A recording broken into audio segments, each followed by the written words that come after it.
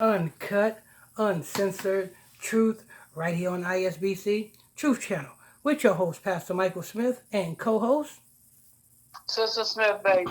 Sister Smith, baby. And if you are new to this channel, you just stumbled across this channel, if this is your first time here, stay a while. All you have to do is simply hit that subscribe button. Next to that subscribe button is a bell. Hit that bell so you'll be notified when we drop this breaking news on you. Next to that, there is a like button. Hit that like button so we can stay lit. Sister Smith? Ex-NFL player kidnapped man forced him into withdraw money from ATM. Hmm. Uh, I guess Jerrell, ex-NBA players have it rough. After going through universities, yes, these are the NBA players. I mean, is it NBA or NFL? it was NFL. Oh, so football players. You know what I'm saying? They got to go through the roughest of the roughest just to come out. They don't have it. Go ahead. Jerrell, Quantez, Powe, uh, Ridgeland Police Department, via a 35-year-old former NCAA, a professional football player, was arrested in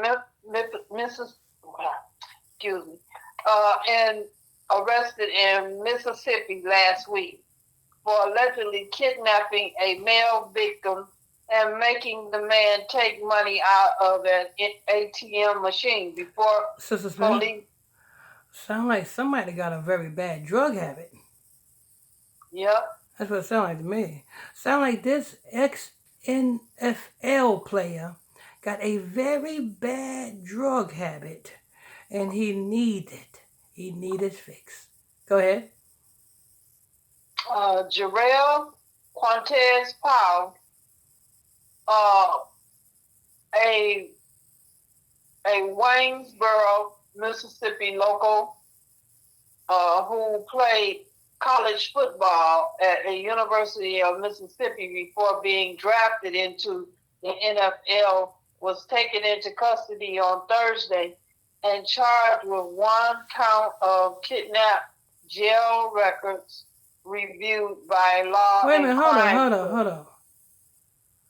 He was only charged with one count of kidnapping. Mm-hmm. What about robbery? Because that's what he kidnapped the man for. He kidnapped the man to rob the man. Right. Oh. So he might got some pull. He might have some pull. Mm-hmm. Because the news story says that he kidnapped a man and forced the man to withdraw money from the bank, right? Right. So that is robbery. And being that they don't have the main charge on his jacket, what he's being charged with, they have kidnapping because that can be argued. Mm-hmm. Go ahead. Okay. One count of kidnapping, jail records reviewed by Law and Crime Show. A second man, 35-year-old Gavin Allen Bates, was also arrested as an accomplice in connections with the alleged kidnapping. The Sacramento, California man was simply taken into custody on Thursday and charged with one count of kidnapping as well as one count of controlled substance violations. Oh, Lord, what did I say? Yeah. I said this. Somebody got a very bad drug habit. Mm-hmm. Very bad drug habit. And being that this is one count of controlled substance, that's crack cocaine. Mm-hmm. Because when people get arrested with crack cocaine, they call that a controlled substance. So he was being charged with one count of a control. So he's an ex-NFL crackhead. Mm-hmm. But he still got some type of pull. his university where he's from, doing that the contract that he signed is, you know what I'm saying, they probably got something more. They're probably not ready for this man to get locked up for years. They probably have it already planned on how this man is going to die. Being that they got him charged with one count of kidnapping, but where is the robbery charge at? That's the most serious charge, isn't it?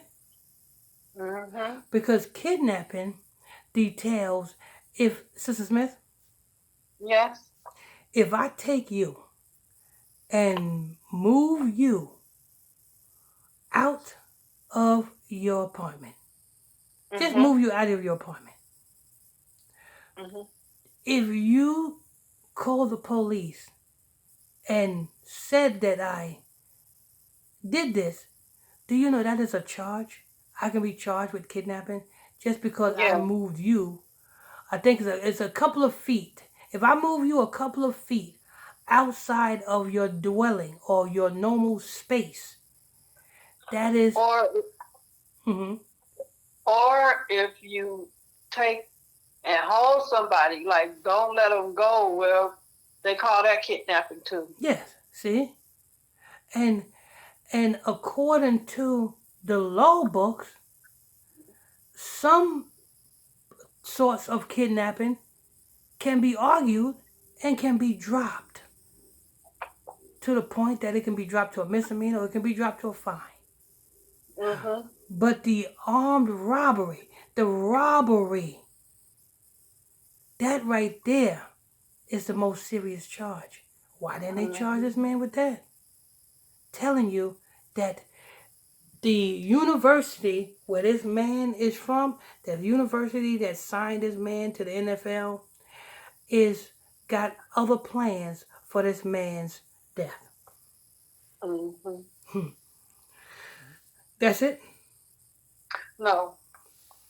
Go ahead. The Ridgeland Police Department and officers responded to an emergency call at approximately 1:40 p.m. on January 12th regarding a report of a person allegedly being held against their will at a Chase Bank in Madison. Upon arrival at the scene, the officer made contact with the victim, who allegedly told them that he had been kidnapped in Lauren, Mississippi, and was taken to Chase Bank against his will and forced to withdraw money. Police state in a press release, Lauren, you know what I is think a this is, Sister Smith? You know what I think this is? You know what I think this is? What? Being that the ex-NFL player was charged with one count of a controlled substance, and we know that to be crack cocaine, what I think it is this NFL player, you know what I'm saying, met up with another crackhead who was looking for some crack. And by the name of this guy from Mississippi, he was looking for some crack. And he done told this ex-NFL player all of his business. And the tables are turned. And when he done smoked up all of the crack, and when this NFL player can't get no more money out of this man to get no more crack, what do? Being that he done already told this NFL player all of his business because they were smoking crack together. So being that they were smoking crack together, he probably done told him all of his business. So when he decided, you know, I done spent 3 days, you know, so that's when Negroes going at them 3-day bingers. I done been up 3 days. I gotta go home now. But you done told this man that you got more money. Do you think he's a fiending man is going to let you leave? No. He's not going to let you leave until you done smoked up every last dime of the money that you got in your bank account. And that's exactly what probably happened. You know what I'm saying? They took him to a Chase Bank over in another damn town, city, and they forced to, come on. Yeah. Because it don't make sense. Why in the hell is he not charged with robbery? Just kidnapping? That's true. That don't make sense. Right. They drop the most serious charge and give him a charge that is arguable and is liable to get dropped. Go ahead. Okay, Lauren is approximately 100 southeast of Madison. Speaking to the responding officer, the victim alleged identified Powe-Ex as his abductor. Both men were still on the scene and were taken into custody by police. Powe-Ex were both being held in a Madison County detention center, and their bond has not been set as of Tuesday morning. The defendants are currently both scheduled to appear in court on February 7th, according to police records. Powe, who is listed in the booking report as 6 foot 3 inches and 350 pounds, played defensive tackle for the Ole Miss Rebel from 2008 until 2010. During his time in the NCAA, Powe twice played the team that won the Cotton Bowl and was named to the SEC All-Conference's second team in 2009 and in 2010, finishing his career with 69 tackles, 7 sacks, and 1 interception. Powe entered the 2011 NFL draft and was selected in the 60th round by the Kansas City Chiefs. He later played for the Houston Texans and the Washington Redskins, who have since changed their team name to the Commanders before he was released in 2016. Powe is now the only person affiliated with college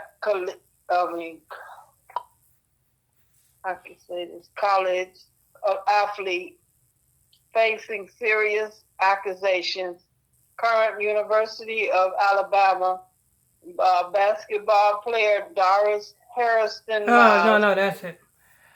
That's it. All right, so let me tell you something. The person that was being robbed now have to go back home and explain to his wife why a whole lot of money is missing from the family account. But honey, you know what I'm saying? You on the news. What you doing with these guys? I was trying to get directions. Where were you trying to get directions to? The crack house? How did you know? You know what I'm saying? But anyway. But at least he got an excuse for how, you know what I'm saying, for him being out for 3 days. You know what I'm saying? Because if he come home after 3 days, his wife gonna be like, oh, you can go right back where you came from. But at least he got an excuse. He was somewhere smoking crack. At least he got an excuse. Lord. I want to thank you all for tuning in and logging on to another edition of ISBC Truth Channel right here on ISBC Truth with your host, Pastor Michael Smith, and co-host, Sister Smith, baby. Sister Smith, baby. And if you are new to this channel, you just stumbled across the channel, this is your first time here, stay a while. All you have to do is simply hit that subscribe button. Next to that subscribe button is a bell. Hit that bell so you be notified when we drop this breaking news on you. Hit that like button so we can stay lit. Hit that like button so we can stay lit all day, every day. On to the next.